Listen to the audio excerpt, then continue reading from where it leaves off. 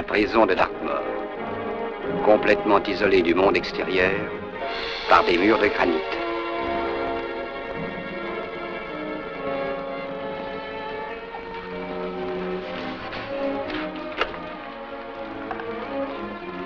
Tout le monde dit que t'en fais assez long pour sortir d'ici, si tu le voulais. T'es peut-être ou t'es peut-être pas un autre de leurs sales mouchards, mais t'auras la même réponse que les autres. Il me reste encore 2 ans, 8 mois et 6 jours à tirer, à fabriquer des boîtes à musique qui seront vendues aux enchères au bénéfice de ce délicieux sanctuaire. J'ai pas le droit de laisser tomber.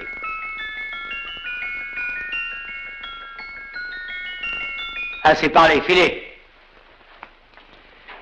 Et maintenant, mesdames et messieurs, nous allons passer aux 3 articles suivants.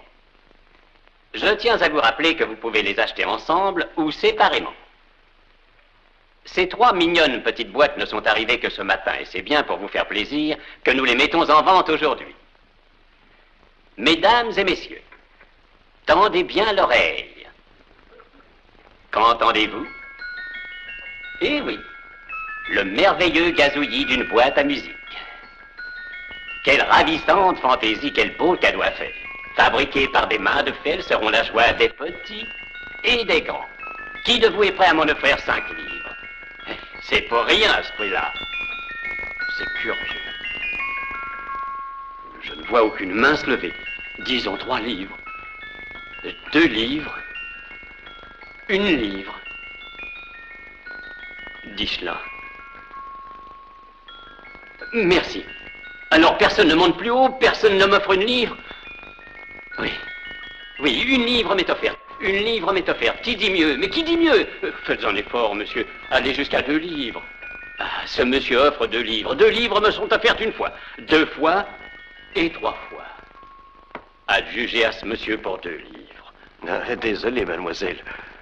Et maintenant, mesdames et messieurs, nous allons passer à l'objet suivant, qui est la réplique exacte de la ravissante boîte à musique que ce monsieur vient d'acquérir pour le prix ridiculement bas de 2 livres. Vous voyez, c'est la même.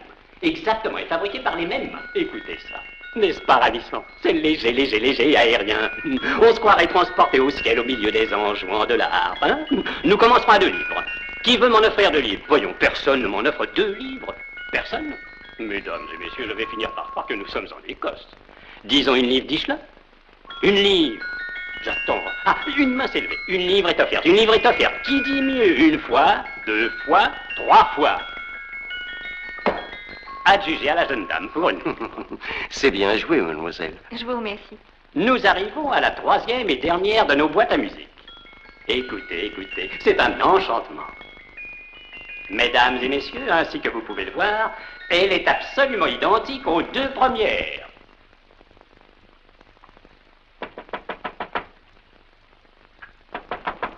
Je regrette, c'est fermé. Mais c'est de la plus haute importance.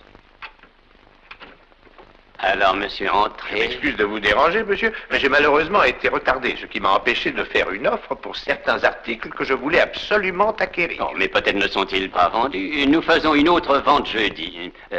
De quels articles s'agit-il, monsieur? 3 boîtes à musique pareilles, à peu près de cette taille. Oh, je suis désolé, mais elles sont vendues. Dommage que vous n'ayez pas été ici, monsieur. Je n'ai obtenu qu'un prix bien loin de leur vraie Je suis valeur. prêt à tout pour les posséder. Je pense que vous devez avoir les adresses ainsi que les noms de vos acheteurs. Ah, ce n'est pas l'usage de les donner, monsieur. Pour certaines raisons sentimentales, disons, j'aimerais entrer en contact avec vos acheteurs. Je me sens tout prêt à payer, voyons, 5 de ces billets. Pour des raisons sentimentales, cher monsieur, je me sens tout prêt à vous aider. Alfred, Oui? les ventes du jour. Les 3 boîtes à musique. Boîte à musique, oui. Ah, les voilà. La première achetée 2 livres par monsieur Julien Emery, 50 de Portsmouth Square. Veuillez écrire cette adresse, Alfred. Oui, monsieur. Le second n'a laissé aucun nom. Ah, quelle malchance. Je crois que c'est une revendeuse. Ces gens-là ne veulent pas qu'on sache où vont nos articles. À cause des bénéfices. Vous dites que le deuxième acheteur est une femme. Est-ce que vous pourriez me la décrire? Oh, c'était une jeune femme plutôt grande et lancée, les cheveux bruns et le teint clair, et elle portait Un tailleur gris, je me rappelle bien. Oui, oui, oui. Je pense qu'elle reviendra jeudi, sûrement. Elle a payé 1 livre. Et la dernière boîte? Attendez, monsieur William Kilgore, 53 bis, Hampton Way. pour 10 là. C'est ce que j'appelle une bonne affaire. Monsieur Kilgore est écossais, monsieur. Oui, je comprends. Et je vous remercie pour votre complaisance. Oh, il n'y a pas de quoi. Et tâchez de revenir nous voir à l'occasion. Nous avons toujours de jolies choses à vendre. Notre carte, monsieur. Merci. Eh bien, je repasserai jeudi.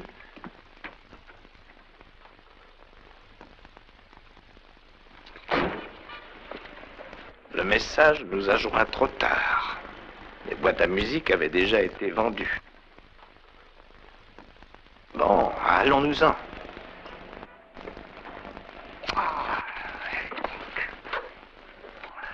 Un jour, je me fâcherai. Je crois que vous visez trop haut, imbécile. On ne vit jamais trop haut, colonel Cavano, quand le but en vaut la peine. Mais jamais elle ne sera à vous.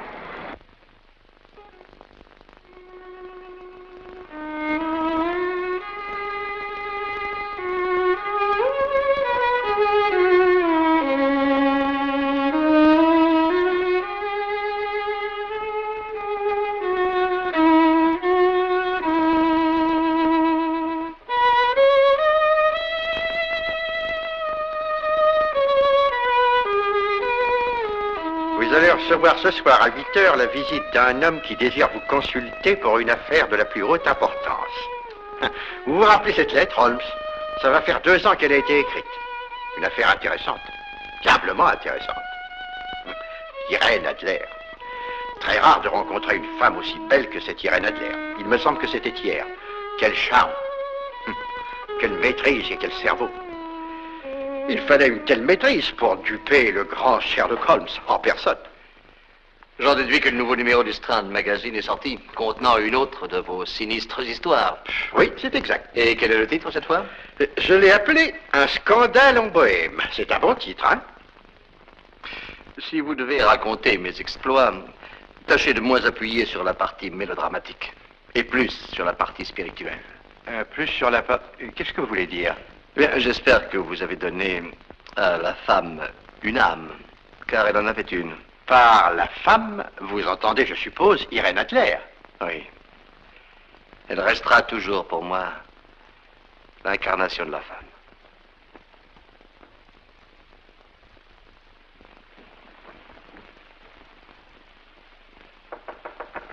Après? Oh, monsieur le fouineur! Je sais, Grippon, toujours Comment ça va? Ça fait des années qu'on ne s'est vu. Et je vous présente mon ami Sherlock Holmes. Holmes, voici le fouineur. Enfin, non, je voulais dire Julien Emery. Très drôle, monsieur Emery. Watson m'a souvent parlé de Ah, vous. c'est vrai. Oui, nous étions à l'école ensemble. Eh bien, des années ont passé depuis ce temps-là. Enfin, vous n'êtes pas venu ici pour me rappeler ça. Ah non, le hasard m'a amené dans votre quartier et j'ai vu de la lumière, alors j'ai pris la liberté de monter vous voir. Vous envoyez toujours vos mystères aux journaux? Oui, un nouveau apparu cette semaine. Bon, je n'en manque pas un. Ah, ça, c'est gentil. Dites donc ce pansement savoir très séduisant.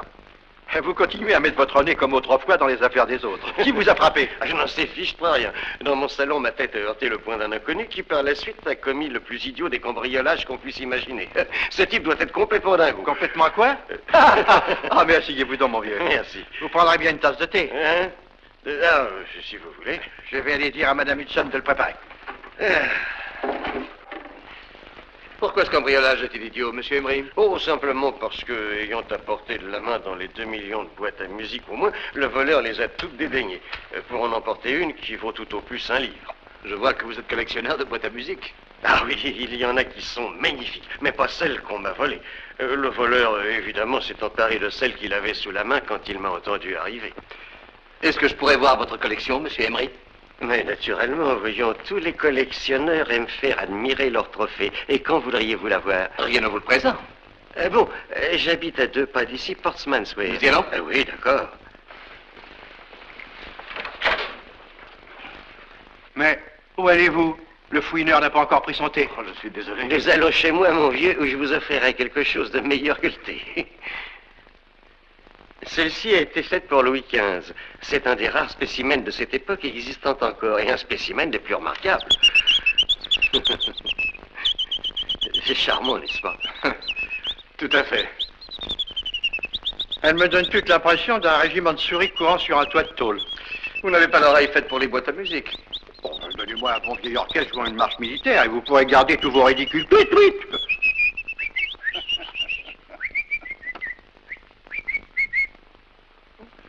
Ils sont idiots.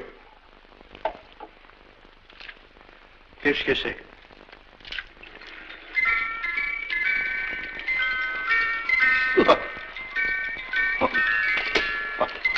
Un lapin qui chante. On aura tout vu. À votre avis, qu'est-ce que peut valoir une boîte comme celle-là, monsieur Emery? Oh bien, c'est assez difficile à dire, mais je pense que ça se montrait à 500 ou 600 livres aujourd'hui. C'est le joyau de ma collection. Et pourtant, un voleur s'intéressant à des boîtes à musique en néglige une valant plus de 500 livres pour en prendre une autre qui n'a, pour ainsi dire, aucune valeur. Curieux. Oui, c'est très curieux. Comment était la boîte volée, monsieur Emery? Bon, une boîte tout en bois, à peu près de cette taille. D'ailleurs, j'en ai une autre ici qui est presque identique. Et je me la suis procurée hier dans une salle de vente de Knightsbridge pour seulement 2 livres. Elle n'est pas du genre de celle que j'ajoute habituellement à ma collection, mais l'air m'a intrigué. Et je ne l'avais jamais entendue.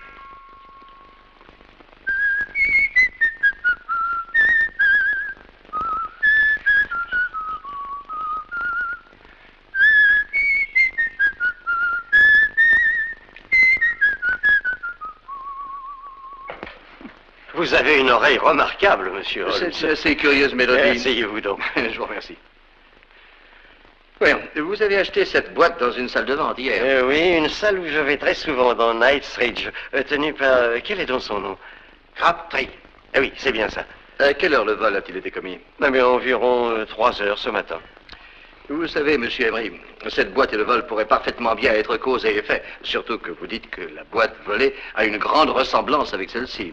Et Scotland Yard n'a pas été particulièrement intéressé? Non, mais je ne peux pas leur en vouloir. Après tout, j'ai été incapable de fournir un signalement du voleur. Eh bien, en tout cas, si une nouvelle tentative de cambriolage était faite, je vous conseille d'appeler la police, au lieu de vous exposer personnellement. Oh, voyons, Holmes, il n'y a vraiment pas de quoi s'alarmer. Peut-être bien, cher Oui, monsieur. je suis d'accord avec ce vieux fouineur. Il me semble que vous faites une montagne d'une taupière. Taupinière est le mot, cher ami, et il est temps que vous alliez dormir. Et merci de nous avoir laissé voir votre collection. Il n'y a pas de quoi, tout le plaisir a été pour moi. Holmes, je ne comprends pas pourquoi vous avez été si mystérieux. Un cambriolage commis par un voleur sans envergure est la seule explication valable. Vraiment? Ben oui, je ne vois pas comment vous pourriez croire autre chose. Mais je n'ai jamais dit que je croyais autre chose. J'admets que la théorie d'un simple vol est celle qui s'impose. Pourtant, c'est souvent une erreur d'accepter pour vrai une chose parce qu'elle semble évidente. La vérité n'est atteinte que par une patiente et progressive élimination de ce qui est faux.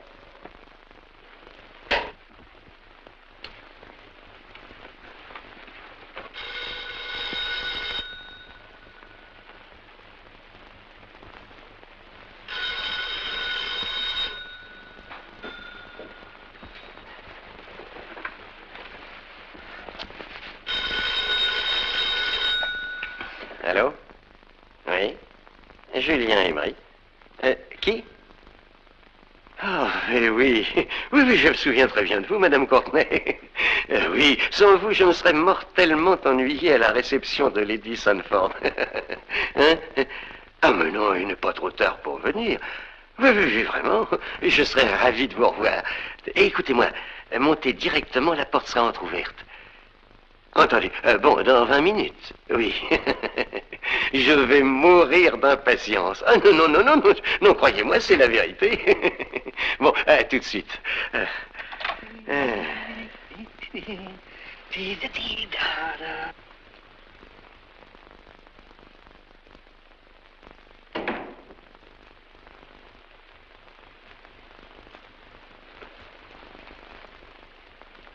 Bouh! Vous m'avez fait peur. C'est vrai. Oui. Ça doit être le vampire qui sommeille en moi.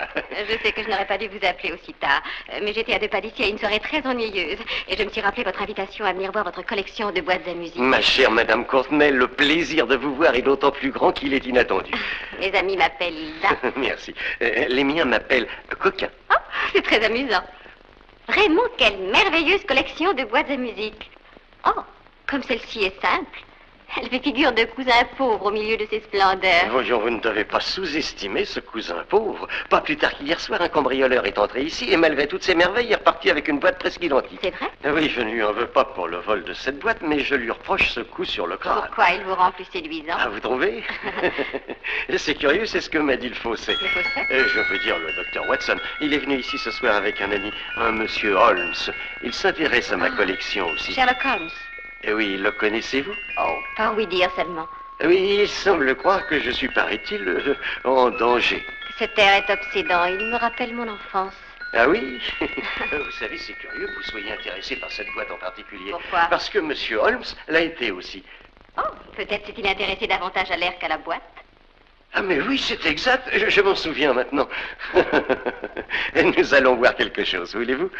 Oh, non merci, il faut que je m'en aille. Vraiment? J'ai peur que oui. Vous n'allez pas me faire ça. Et ma réputation? Coquin. Vous savez que vous êtes terriblement attirante. Merci.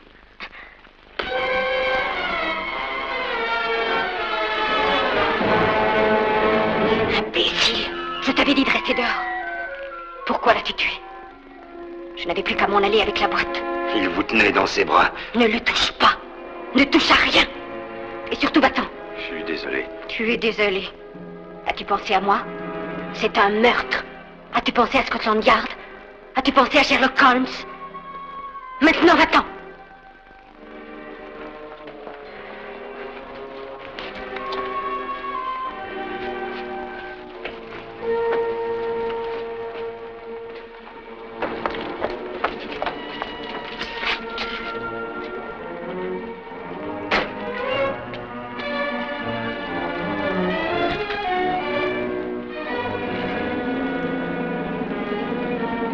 Alors, vous l'avez? Bon. Et de son côté, il n'y a pas eu d'ennui? Aucun par son meurtre. Et elle a disparu. C'est la seconde tentative de vol de la boîte à musique qu'Emery avait achetée aux enchères. Et cette fois, elle a réussi. Mais cette boîte n'avait aucune Elle a valeur. coûté la vie à un homme, Watson. Nous ferions bien d'aller à cette salle de vente rendre visite à ce monsieur Crabtree. Inspecteur, j'aimerais que vous fassiez fouiller l'appartement à fond pour retrouver une boîte à musique ordinaire en bois, à peu près de cette taille. Oui, merci. Venez, Watson. Vous avez vendu la première à monsieur Julien Emery. La troisième à monsieur Kilgore, 143 bis Hampton Road. Et la deuxième que j'oubliais à la jeune femme non identifiée qui probablement tient une boutique non loin d'ici. C'est bien ça, monsieur Holmes. N'est-il pas étrange, monsieur Crabtree, que vous ayez eu 3 boîtes à musique pareilles et jouant le même air? D'où provenait-elle? De la prison de Dartmoor. Dartmoor? Oui, un lot de différents objets nous en arrive chaque mois. Ce sont les prisonniers qui les fabriquent. Ils fabriquent toutes sortes de choses. Des pipes, des corbeilles à paquets, des boîtes à musique. Avez-vous remarqué par hasard si quelqu'un a semblé au cours de cette vente s'intéresser tout particulièrement aux acheteurs de ces 3 boîtes? Dites-moi tout, monsieur Crabtree. C'est une question de vie ou de mort sans aucun doute. Oh, dans ce cas, je préfère tout vous dire, monsieur Holmes. Un monsieur charmant est venu ici peu de temps après l'heure de la fermeture. Il était dans un état nerveux. Il n'a pas hésité à me donner 5 livres pour que je lui dise pour des raisons sentimentales qu'il les avait achetés. Sentiment qui lui a coûté cher. Pouvez-vous décrire ce monsieur? Il était plutôt grand, distingué. Il avait les cheveux gris et une moustache. Un homme très bien, monsieur. Merci, monsieur Crabtree. Vous m'avez été très utile. Au revoir. Venez, Watson. Où va-t-on maintenant? Droit chez monsieur Kilgore, l'acheteur de la 3e boîte.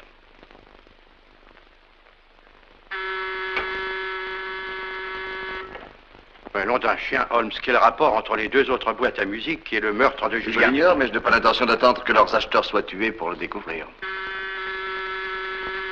Il n'y a personne. J'espère que c'est l'explication. Je vais regarder par cette fenêtre.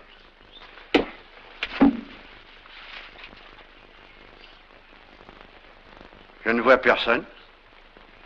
La maison a l'air vide, autant que je puisse en juger. Oui? Monsieur et madame Kilgore sont chez eux. Non. Quand doivent-ils revenir? Oh, dans 1 heure ou 2. Mais inutile de rester à rôder dans les parages. Il n'aime pas du tout les mendiants. Mendiant? Ma brave femme, nous sommes Sherlock Holmes. Sherlock Holmes. Oh, laissez-moi rire. Permettez-vous d'entrer les attendre. Ce qui m'amène est assez urgent. Ben, je dois sortir pour faire mes courses.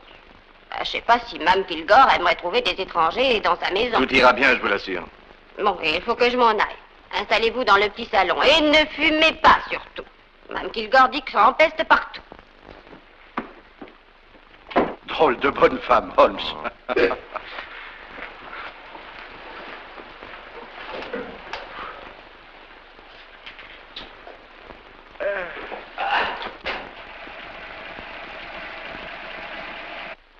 Vous savez, Holmes, à quoi j'ai pensé? Il y a sûrement quelque chose de caché dans la boîte qu'avait Julien. Probablement un bijou volé. Qu'avez-vous, Holmes? Écoutez. Oh, c'est le bruit de la vapeur dans les tuyaux de chauffage.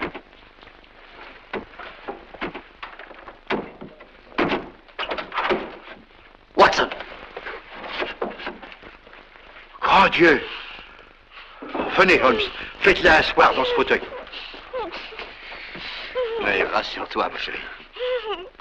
Allons, tu n'as rien à craindre. Nous sommes là.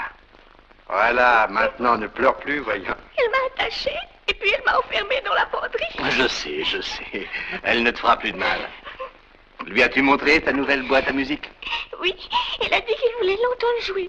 Et dès que je lui ai fait voir, elle me l'a arrachée des mains. Je sais. Maintenant, calme-toi, on t'achètera une autre boîte à musique. La plus belle de toute l'Angleterre. Watson. Ah, quel imbécile j'ai pu être. Et pourquoi, Holmes? Elle a emporté la boîte dans son filet à provisions. Et elle l'a fait sous notre propre nez. Mais pourquoi la femme de ménage des Kilgore aurait-elle emporté cette boîte à musique? Elle n'est pas leur femme de ménage, elle est une comédienne accomplie. Une femme intelligente, sans scrupules et que rien ne peut arrêter. Occupez-vous de cette petite fille jusqu'à ce que ses parents reviennent.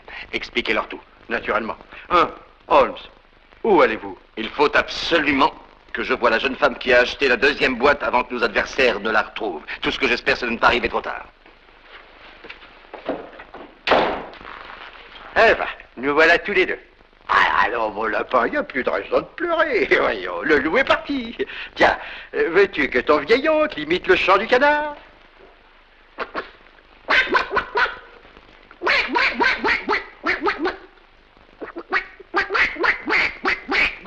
Ah, c'est pas brillant. Ouais.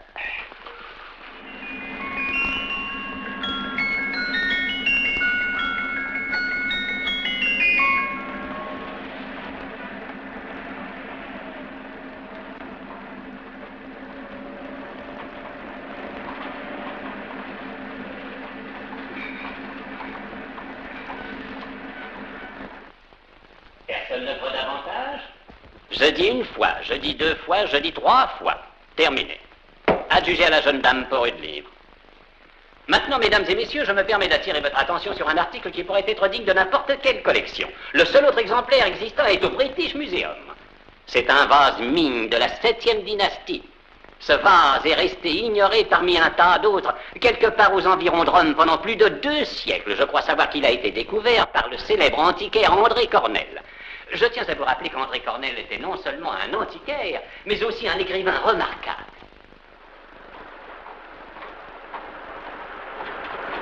La fille avec un paquet à la main, c'est elle. Vous en êtes bien certain? Elle correspond parfaitement au signalement qu'on m'a donné. Bon, suis-la, Hamid.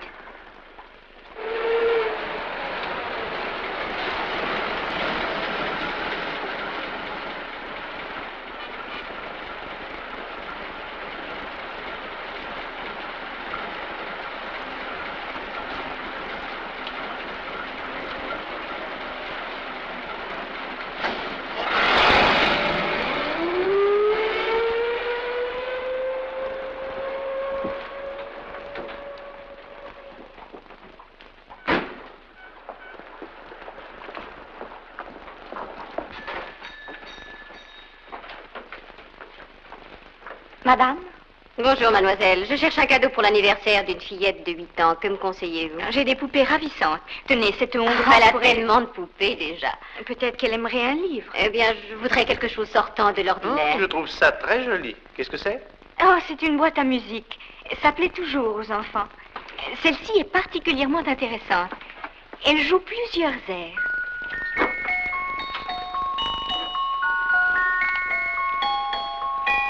En avez-vous d'autres? Oui, venez, je vais vous les montrer. Il ne m'en reste que 2.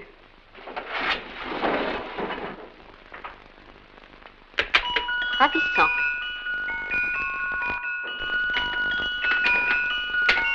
Vous êtes sûr de ne pas en avoir d'autres? Je suis désolée. Elles sont assez difficiles à trouver. C'est tout ce que j'ai actuellement. J'en avais une autre, mais je l'ai vendue il y a environ 1 heure. Et ce n'était qu'une boîte très ordinaire qui n'aurait certainement pas plu à une enfant. Vraiment? Savez-vous par hasard le nom de la personne qui vous l'a achetée? Mais oui, il a laissé sa carte, au cas où quelqu'un exprimerait le désir de le joindre.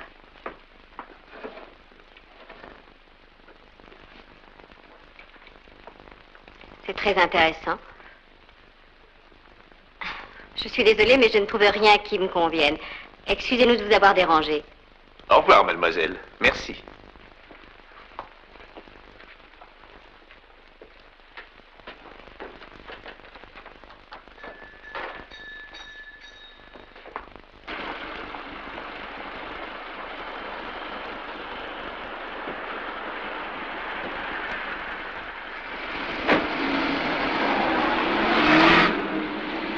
Sherlock Holmes, j'aurais dû m'en douter.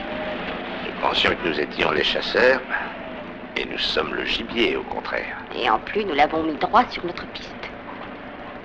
Bien entendu, il nous fait suivre. Ne regardez pas. L'homme en face du magasin de jouets. Amit, tourne immédiatement à droite et ensuite encore à droite.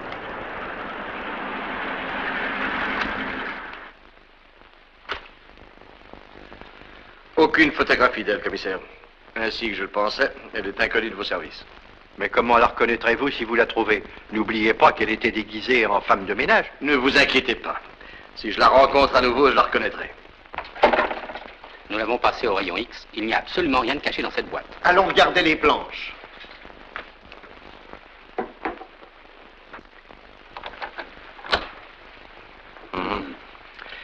Il doit y avoir une explication. Et elle est probablement si apparente qu'elle nous a échappé. À mon avis, nous avons sûrement affaire à des fous.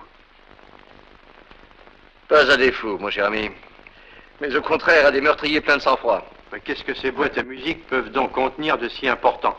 N'oubliez pas qu'elles ont été fabriquées à la prison de Dartmoor. On peut faire entrer des choses en fraude en prison, mais pas en sortir. Si vous voulez, on pourrait briser la boîte et voir si elle contient quelque chose que les rayons X n'ont pas décelé. Non, pas encore.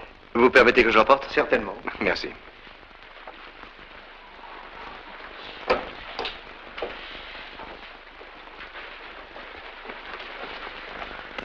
Le directeur de la prison de Dartmoor nous informe, en réponse à la question de M. Holmes, que les 3 boîtes à musique ont été fabriquées par le même détenu, John Davidson, qui purge une peine de 7 ans, monsieur. Davidson? Les planches de la Banque d'Angleterre. Oui, vous retirez. Bien, monsieur.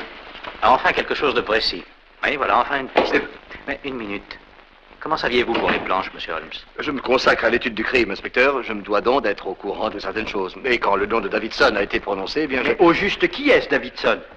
Davidson occupa pendant de longues années un poste d'extrême confiance au service de gravure des billets de la Banque d'Angleterre. Et ce qu'il a volé n'était rien d'autre qu'un double complet des planches servant à imprimer les billets de banque de 5 livres. Il a fait ça? Oui, et à l'époque, en parler aurait pu entraîner une catastrophe. La confiance du public dans le trésor aurait été ébranlée. Davidson n'a pas eu beaucoup de temps pour trouver où cacher les planches avant d'être capturé. Et peut-être craint-il que ces planches puissent être découvertes par accident avant qu'il ne soit relâché. D'où son anxiété à faire connaître la cachette à ses complices le plus tôt possible.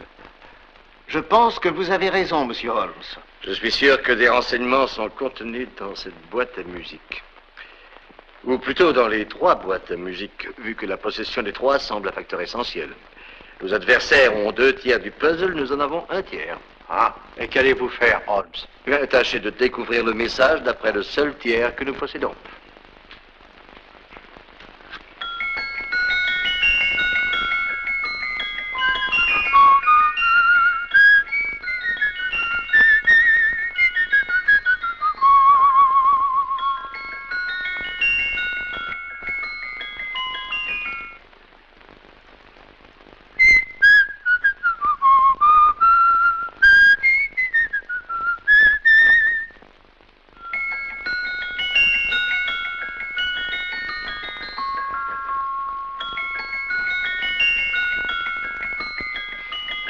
C'est le même air que celui qui était joué par la boîte à musique d'Emery.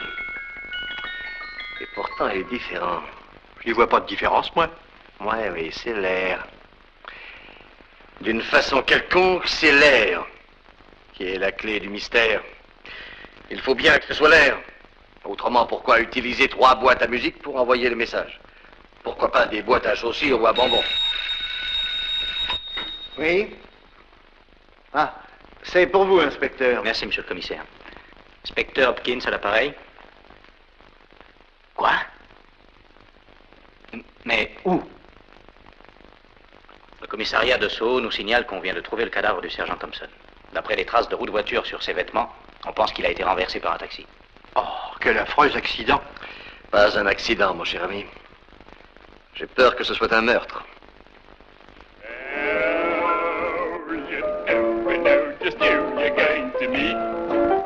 When you're walking down a busy London street, Mrs. Orchid, Mrs. Brown, any subject of the crowd. Oh, you never know just who you're going to meet.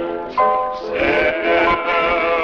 you better hold your topper in your hand, just in case you meet a lady on the Strand.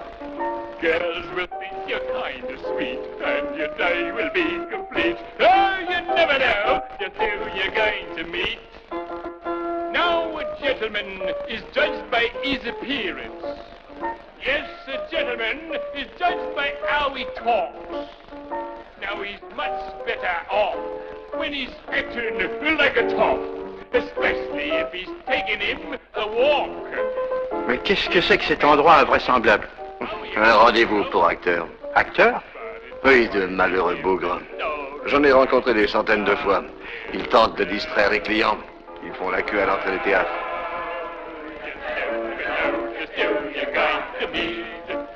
When you're walking down a busy London street, so you better wear your best, velvet ties to look your best, 'cause you never know just who you're gonna meet. So you better keep your manners right in view, just in case the lion gives a how you do. Keep your trousers in a pleat, shine your shoes and keep them neat, 'cause you never know just who you're going to be. Ma parole. Mais c'est Monsieur Holmes. Comment ça va, Joe? Merveilleusement.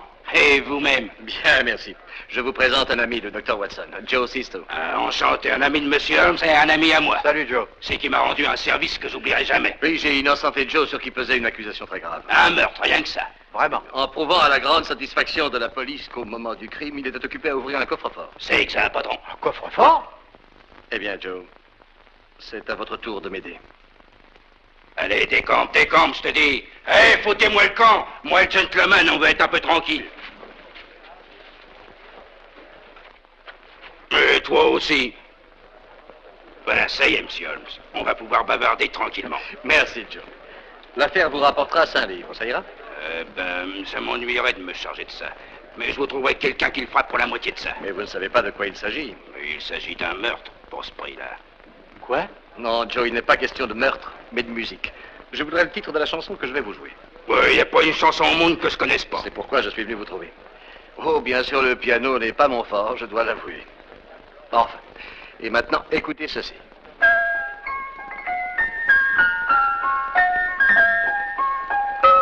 Une minute, non, vous le jouez faux. Là, c'est pas un sol naturel, c'est un sol dièse.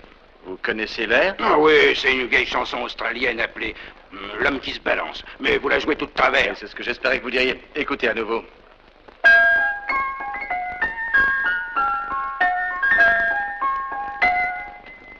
C'est le même air, c'est sûr, mais vous faites maintenant d'autres fausses notes différentes de la première fois. Non, non, pas de fausses notes, Joe, des variations. À votre tour, jouez-le comme il a été composé.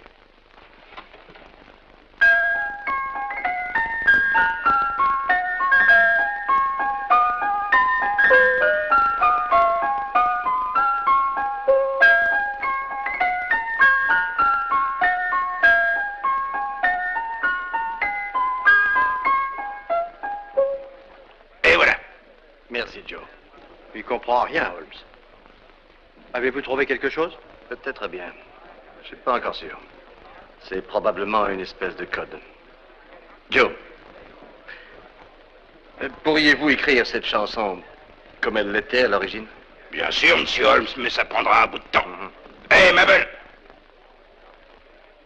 Un verre de bière. Et dépêche-toi, ma fille, je suis pressé.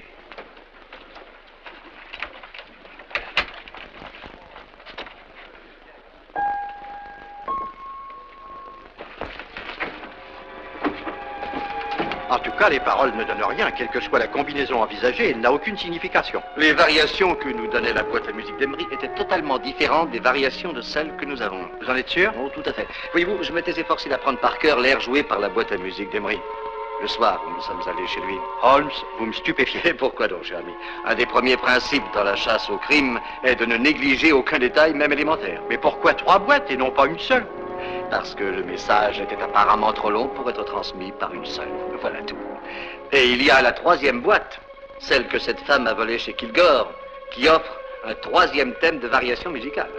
Oui, enfin, tout ça me dépasse. Tout ce qui nous reste à faire, c'est de trouver le secret des variations, ce qui est un problème assez difficile à résoudre. Tiens. Qu'y a-t-il, Holmes?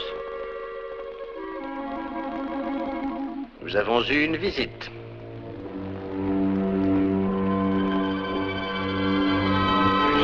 C'est une effraction. Dites à Madame Hudson de monter tout de suite. J'y vais.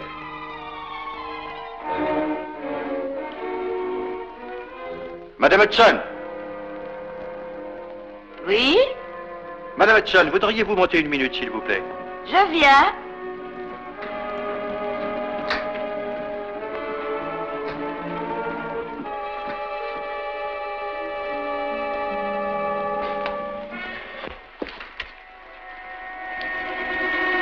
Mais grand Dieu, monsieur Holmes, que s'est-il passé? Qui est venu en notre absence, Madame Hudson? Rien que la jeune dame, celle à qui vous aviez demandé de vous attendre. Elle était avec un gentil vieux Encore vos monsieur. amis, Watson? Vos amis? Comment était cette jeune dame? Oh, je n'ai pas vu son visage. Elle avait une épaisse voilette noire, mais elle était tellement gentille. Je suis désolée, monsieur Holmes, si j'ai fait quelque chose de mal. Mais vous avez toujours dit que je devais faire entrer les gens venant pour vous voir. Ah, calmez-vous, Madame Hudson, calmez-vous. Vous ne pouviez pas savoir. Non, il n'y a rien de grave, je vous assure. Au revoir, Madame Hudson. Rien de grave. Alors où est cette boîte à musique? Elle est toujours ici. Ici? Mais où donc? Dans votre main. Hein? Dans le pot de biscuits. Retirez les biscuits du dessus, cher ami. La boîte est au fond. Oh, oui, elle y est, Holmes. Ah, vous les avez bien eus.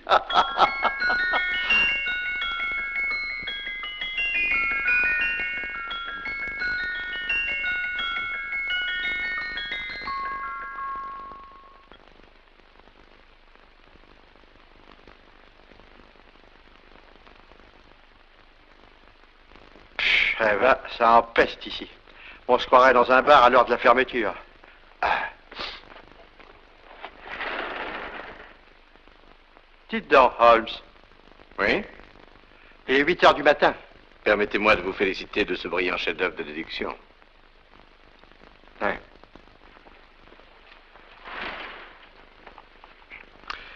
Ce n'est pas une transposition, ce n'est pas non plus une adaptation, ni aucune forme connue de code. Avez-vous pensé à l'alphabet morse?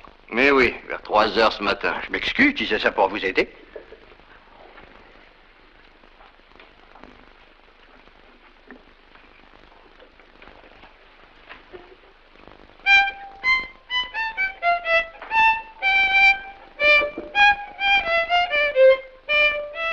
Oh non, je vous en supplie, ça suffit. Je vous ai entendu jouer ça plus de 100 fois. J'ai pas pu fermer l'œil de la nuit.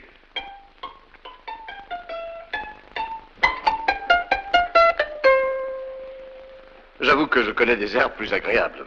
Oh, vous savez parfaitement bien que pour moi, tous les airs se ressemblent. Quand j'étais enfant, mes parents voulurent me faire apprendre le piano.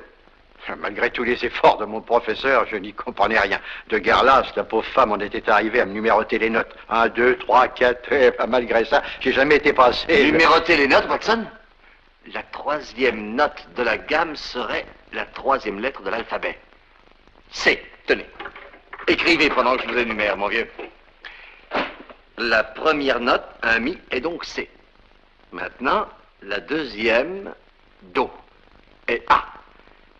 Mi, la suivante, C. La 4e note, H. La 5e, E. C-A-C-H-E. Caché. Eh bien, vos leçons de piano n'ont pas été inutiles. Vous avez trouvé la clé, Watson. Un jeu d'enfant, oui. Nous possédons 2/3 du message. Planche cachée derrière livre, 3e étagère, secrétaire, docteur S. Probablement. Il s'agit là des premières et secondes portions du message. Et ils ont, eux, la première et la 3e partie. Précisément. 3e étagère, secrétaire, docteur S. Eh bien, en dehors du fait que Davidson a caché les planches de la Banque d'Angleterre quelque part à Londres, je ne crois pas que nous ayons progressé. Un point important est à signaler. Les 2 mots. Docteur S. J'en déduis que les planches sont cachées dans la maison d'un docteur. Que cet S soit la première ou la dernière initiale de son nom reste encore à déterminer. Mais il y a sûrement plus de 10 000 docteurs à Londres avec un S pour première ou dernière initiale. Trouver ce médecin est une affaire qui vous concerne, messieurs. Nous vous préviendrons si nous découvrons quelque chose sur notre mystérieux docteur S. Merci. En attendant, je voudrais suivre une piste au sujet d'une cigarette.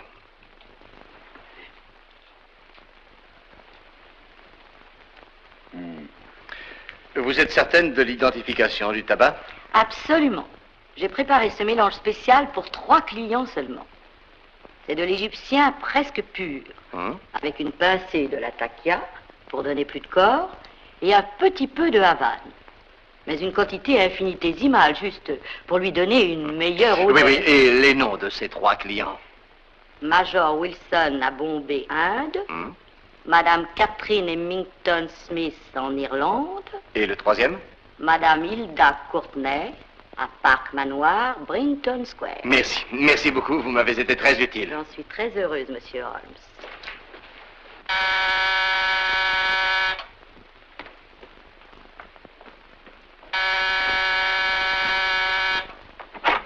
Oui? Madame Courtney? Oui. Mon nom est Sherlock Holmes. Ah, entrez donc. Merci. Je suis une de vos admiratrices, monsieur Holmes. Et même, nous avons un ami commun en sœur, Edward Brockdale. Il m'a souvent parlé de vous. Ah oui? Pourrais-je savoir à quoi je dois le plaisir de votre visite? Je crois que vous le savez, Madame Courtney. Voyons, j'ai reçu un avertissement pour excès de vitesse la semaine dernière, mais en dehors de cela, je ne vois pas quel intérêt je peux représenter pour la police. Ah, alors, Madame Courtney, oubliez-vous que nous nous sommes déjà rencontrés? Je suis désolée. Je suis sûre que je me rappellerai avoir rencontré le grand Sherlock Holmes. Mais asseyez-vous. Merci. Nous nous sommes rencontrés? Oui. Dans la maison de Monsieur et Madame Kilgore, 143 bis Hampton Road. Oh, vous devez faire erreur, monsieur Holmes. Vous croyez? Mais vous étiez moins élégante. Ah oui? Cigarette? Merci.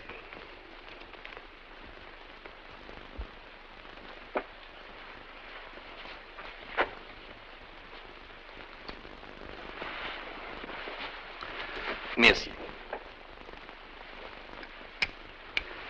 Voyez-vous, Madame Courtney, bien souvent les gens ont tort d'oublier en se déguisant que la forme de l'oreille est un moyen presque infaillible d'identification pour un œil entraîné. Vous me confondez, monsieur Holmes, avec quelqu'un d'autre. Oh non, pas du tout, bien que je me sois attendu à votre dénégation. Mais quand vous êtes venu dans mon appartement de Baker Street, vous avez laissé par mégarde un autre moyen d'identification. Elles sont identiques, n'est-ce pas? Oui, je dois admettre qu'elles le sont. Voyez-vous, pour attraper quelqu'un d'aussi intelligent que vous, il fallait utiliser un piège spécial. Je savais que vous ne pourriez résister à la pâte de mes cigarettes, ayant lu avec un grand intérêt votre magnifique étude sur les cendres de 140 différentes variétés de tabac. Je vous conseille de ne pas bouger, monsieur Holmes. Je vous félicite de votre ingéniosité, Madame Courtney. C'était un piège remarquable. Merci, monsieur Holmes. Un pareil hommage venant de vous est une récompense. Je chérirai toujours la mémoire de vos dernières paroles. Dernière parole? Je suis forcée de vous supprimer. Hamid, voyons. Attention, il est inutile de te montrer inutilement brutal avec notre distingué invité. Nous partons? Ah, c'est tellement affreux d'avoir un cadavre dans un appartement. Vous êtes d'accord, monsieur Holmes? Je ne crois pas qu'un cadavre pèse beaucoup sur votre conscience, Madame Courtney.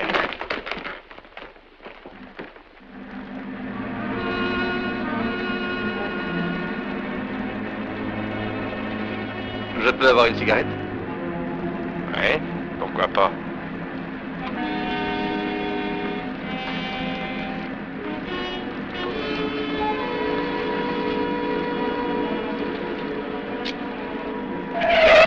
Ah, fais attention, Hamid. C'est un imbécile de piéton. Merci, colonel Cavanaugh. Vous êtes vraiment très aimable.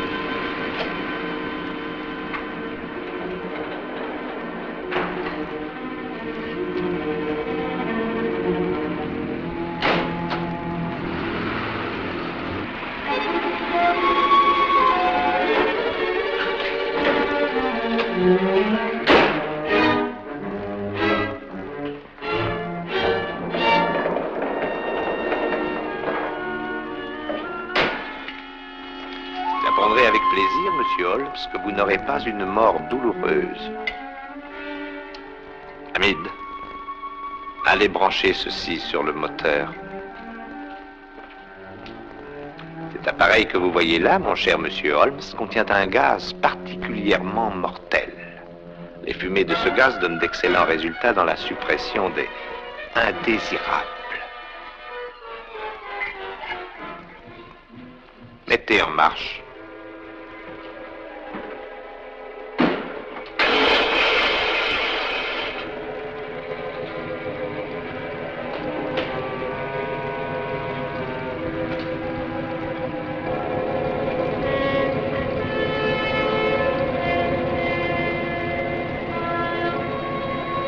Fermez-lui la bouche.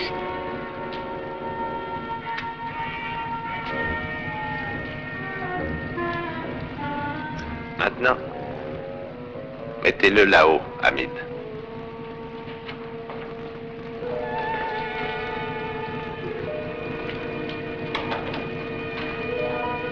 Vous voilà donc placé comme le cercueil de Mahomet, monsieur Holmes, suspendu à mi-chemin entre le ciel et la terre. Vous avez vérifié s'il y avait assez de gaz? Bon, ce serait bien dommage que quelque chose tourne mal pour une simple négligence de détail.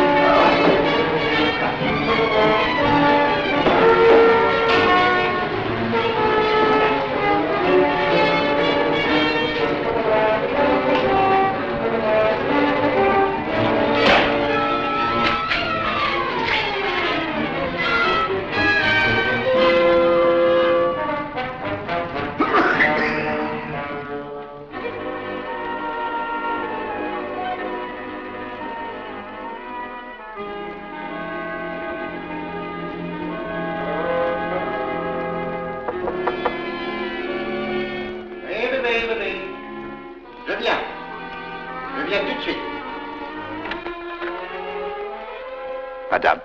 Monsieur Sherlock Holmes? Ah non, je suis le docteur Watson. Oh, bien sûr, le docteur Watson. Je suis vraiment stupide. Mais pas du tout, c'est moi qui le suis. Vous ne voulez pas entrer? Eh bien, je venais réellement voir monsieur Holmes. Ah, c'est qu'il est sorti et je ne sais pas quand il reviendra. Peut-être puis-je le remplacer auprès de vous? Mais je vous en prie, asseyez-vous. Merci. Vous savez, Sherlock Holmes et moi avons résolu ensemble de nombreuses affaires. Alors, si par hasard je puis vous aider... C'est très aimable à vous, docteur Watson. Peut-être bien...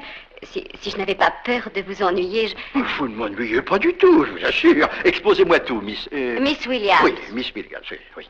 Je vis dans le Surrey, docteur Watson, et je suis venue à Londres en désespoir de cause. Ma jeune sœur a disparu et la police locale semble incapable de la retrouver. Eh bien, Holmes a éclairci une affaire identique une fois. Très intéressante, autant que je me rappelle. Je l'avais appelée les aventures du cycliste solitaire. Oui, bien sûr, en y repensant, cette affaire n'était pas similaire et même tout à fait différente. Je ne réfléchissais pas à ce que je disais. Oui, où étions-nous? Elle n'a que 17 ans, docteur Watson. Et avant sa disparition, jeudi dernier, elle semblait un peu abattue. Ah, peut-être bien une fugue sentimentale? Oh non, rien de ce genre. Elle n'a laissé aucune lettre. Elle n'a pas emporté de bagages non plus. Je l'ai vue sortir et se diriger vers le village en plein jour et elle s'est simplement évanoui de la surface de la Terre. Ah, alors, calmez-vous. Pourrais-je avoir un verre d'eau? Bien entendu. Je vous l'apporte tout de suite.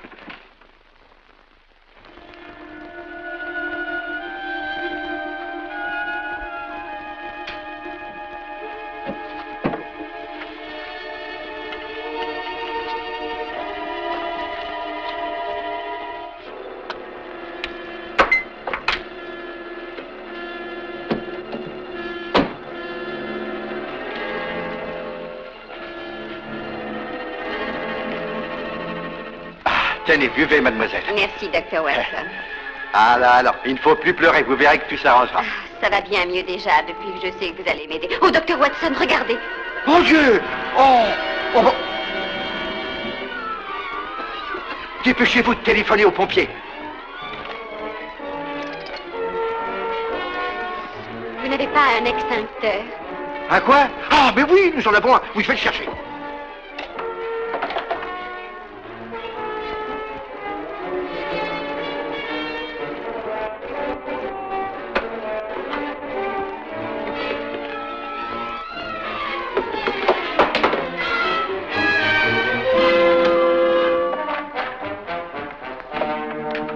Rassurez-vous, je vais éteindre ça en moins de temps qu'il n'en faut pour le dire.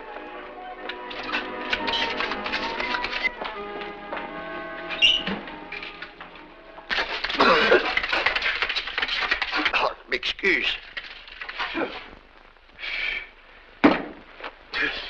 Ça va mieux. Un peu d'air. Et voilà, nous n'avons pas eu besoin des pompiers après tout. J'espère que vous n'avez pas eu trop peur, Miss Williams. Parti? Ah, c'est l'ennui avec les femmes, mais elles perdent toujours la tête au moindre danger. Mais...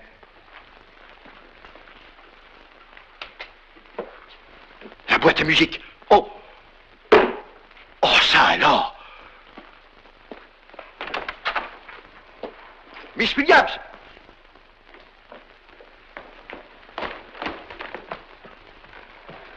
Enfin. Nous l'avons. Et Holmes? Je pense que M. Holmes est actuellement en train de sonner à la porte de Saint-Pierre. Il n'est pas venu, dites-vous? Oh, Holmes, où diable étiez-vous passé? J'ai essayé de vous joindre au club, à Scotland Yard, je ne sais plus où encore. Ça, vous ne risquiez pas de m'y trouver. Holmes, c'est épouvantable. Je suis un imbécile. Cette femme, elle m'a roulé comme un enfant. De quoi parlez-vous? Ah bah, elle est venue ici, elle a déposé une bombe fumigène, j'ai cru que la maison brûlait, alors ma première pensée a été de sauver la boîte à musique. Inutile d'en dire plus. Et là, la boîte. La musique. Ne vous faites pas tant de reproches, mon vieux. Elle est terriblement intelligente. Une bombe fumigène? Eh bien, ça vous consolera peut-être de savoir que votre charmante visiteuse, en tout cas, est une de vos lectrices. Que voulez-vous dire? Si mes souvenirs sont précis, vous avez parlé de ma petite expérience de la fumée et du cri au feu dans votre histoire intitulée « Un scandale en Bohème » qui vient d'être publiée dans le Strand. Oh, je vous en prie, ne remuez pas le couteau dans la plaie. Si ça peut vous réconforter, sachez qu'elle m'a eu, moi aussi. Avec la cigarette oubliée. Elle l'avait mise là dans un seul but, bien précis. Avez-vous des pansements dans la maison? Pansements? Pourquoi, Holmes? Êtes-vous blessé? Je vous expliquerai plus tard. Mais pour le moment, nous avons affronté un problème qui, je le crains, est insurmontable. Laissez-moi voir ça de plus près. Bien. Nos adversaires sont en possession des 3 parties du code, ce qui signifie que les planches de la Banque d'Angleterre passeront prochainement entre leurs mains. Alors, un peu de courage, mon vieux. Comme le docteur Samuel Johnson l'a dit, il n'est pas de problème posé par l'esprit de l'homme que l'esprit de l'homme ne puisse résoudre. Voulez-vous répéter ça? Non, je ne faisais que citer le docteur Samuel Johnson. Il a dit, il n'est pas... Merci, Watson, merci. Hein? Mesdames et messieurs, nous arrivons dans le hall que le docteur Johnson avait l'habitude de traverser pour aller prendre ses maigres repas dans la salle à manger qui est en face.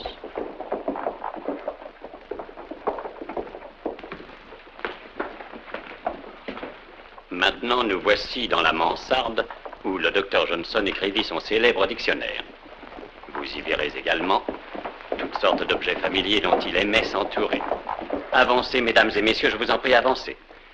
Là, dans le coin, c'est le secrétaire qui renferme de nombreuses éditions originales des maîtres de la littérature. Descendons maintenant dans la chambre grise qui se trouve juste au-dessous de nous.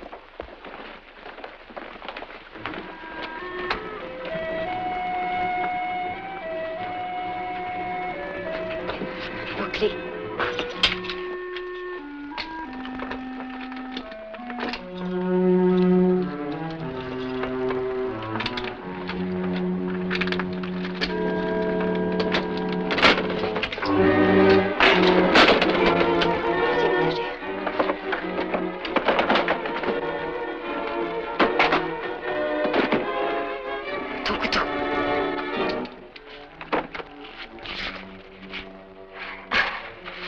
Messieurs, les planches de la Banque d'Angleterre.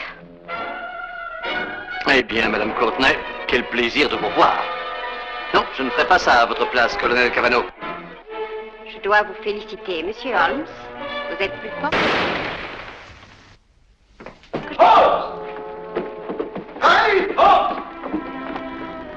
Holmes! Tout va bien? Parfaitement bien, merci, mais je crois que ce monsieur étendu sur le plancher a besoin de vous. J'aimerais qu'il soit en bon état le jour où il sera pendu. Allez, emmenez-les.